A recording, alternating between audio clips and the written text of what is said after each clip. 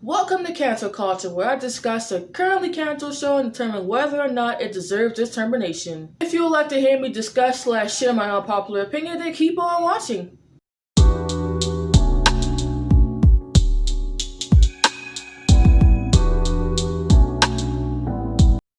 Alright, welcome back to my channel. For those you who don't know, I'm Chris FAE. For all my return subscribers, glad you could make it. Being off the first episode is the Netflix original, Daybreak. Daybreak was released October 24, 2019, and was officially canceled later on that same year on December 17th. After only one season, no less. Like many shows that got chopped after its first year, it was left unfinished, leaving the people, including myself, with a major cliffhanger. The show starts off with its protagonist, Josh Wheeler. Josh explains how he's basically going through the apocalypse, chilling and searching for his girlfriend Sam, which would annoy me to no end how it's basically another show with a guy searching for the perfect girl. But after I saw the finale, I guess it kind of makes sense on why they went inside that direction. Josh isn't by himself inside the post-apocalyptic Glendale, soon joined by Angelica, a girl he used to babysit who is super smart and is also a pyromaniac. He mistook her for Sam when the golf jocks had her trapped inside a box. Josh is also joined by his former bully Wesley, who is now the self-styled Ronin seeking redemption for his past mistakes. Which I really enjoyed how they told his story like it was basically inside a comic book or a manga.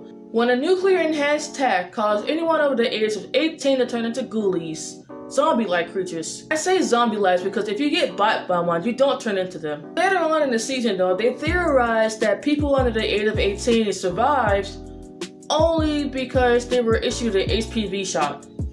Josh's group of 3 soon turns into 4 when they bump into Eli, who was pretending to be Baron Triumph, a cannibal who kidnaps kids. Eli runs the Glendale Mall, which he rigged with traps to keep people and ghoulies away. In that same mall, they find Miss Crumble, Josh's former teacher.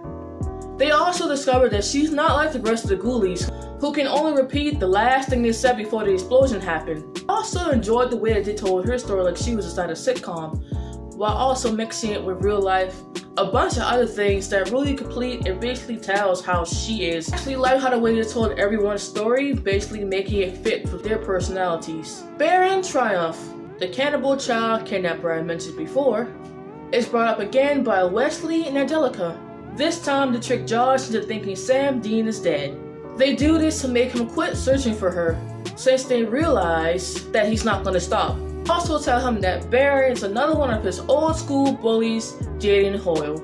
Having a name, Josh goes after them only to be captured by the real Baron, along with Wesley, who reveals himself to be Principal Burr, who is similar to Miss Crumble, except he looks more normal than she does, with the result being that he's a cannibalistic child kidnapper.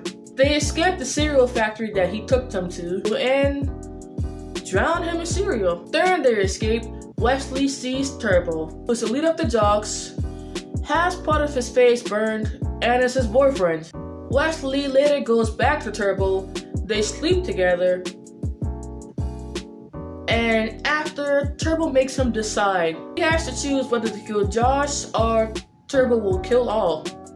He comes close to doing it when him, Josh, and some of the other kids decide to throw a homecoming dance. But he has a change of heart and instead warns Josh about Turbo's surprise attack. He works them the time so Josh and the rest of the kids can ambush Turbo, but at the same time gets him and Eli tied up. Eli being that he knew that Wesley was still hooking up with Turbo. They're later banished along with Angelica when Josh sees a security clip of Sam Dean still being alive. He finds this clip after going with KJ, who is a girl that he helped escape from Baron, when she takes him to the gamer tribe, discovering there are a lot more people left in the world than they thought. After being banished from his place, Eli tries to sneak back in, setting off multiple alarms. However, when another alarm goes off, Josh immediately thinks it's him, which is proven wrong when he discovers that it's actually Mavis. She mentioned before as being Eli's fake girlfriend who is a mannequin. She has a perfectly deep conversation with Josh. Their conversation leads Josh into having a flashback, which revealed that he actually broke up with Sam before the apocalypse happened. Worry not, Josh is soon reunited with Sam, and they, along with some jocks, decide to put Principal Bird back in charge after Turbo goes off his rockers. The plan, however, backfires. Yes, the plan indeed goes wrong when Principal Bird reveals his true intentions to basically kill all of Glendale. He doesn't succeed though, and they kill him using his peanut allergy, which he sprouts a third arm and warns them about the real threat that they're with, the threat being Sam Dean. She immediately takes his place after he's dead, basically claiming that she's the leader now and that you should all follow her. That is the plot of the one and only season of Daybreak, and now let's get to the final judgment. I enjoyed the show. That being said, I kind of feel like the finale was a little bit predictable. Everyone liked Sam Dean, even Josh, so they had no idea what her true self really was, say Principal Bird knew. And they've also had some things inside a certain flashback that basically showed you that she was not the nice person everyone thought she was. Like I said earlier, shows that die after only one season always leaves people with a major cliffhanger and a lot of questions. Like, how come Miss Crumble and Principal Bird were functional and the rest of the ghoulies weren't? And are there more like them? And what was with that third arm? And how are they gonna deal with Sam Dean? These are questions that should be answered in a season 2. Now for the big question. Did Daybreak deserve to be chopped after one season? No.